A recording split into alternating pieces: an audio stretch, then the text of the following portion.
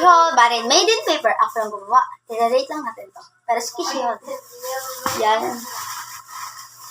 Etong butter. Butter to, guys. Butter. Squishy natin, guys. I-rate ko siya, guys. Tsaka ikaw, kayo rin, guys. Mag-rate din kayo. Comment nyo lang. Bye, guys. Pwede. Kasi hindi siya maganda yung paggawa. Pero okay. Okay. Para sa akin, 7/10. Yan. Alam, nido naman tayo. Ito yung nido. Yan. Tama ba? Nido. Yan.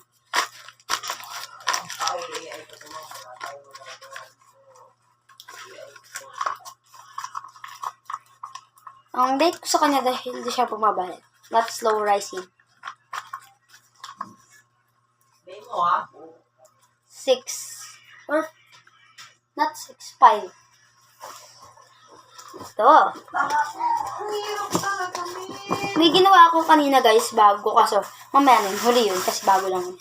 Ito, guys. Little squish. Pero di siya nasi-squish. Ganun, okay na. Yan. Rate ko dito dahil hindi siya 3 lang. Okay.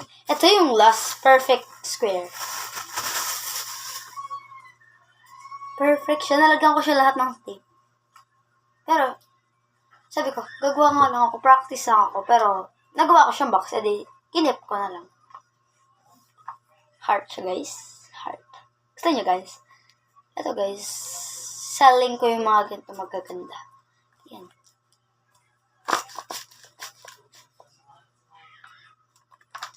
O, diba, guys? Slow rising siya. Para siyang nido.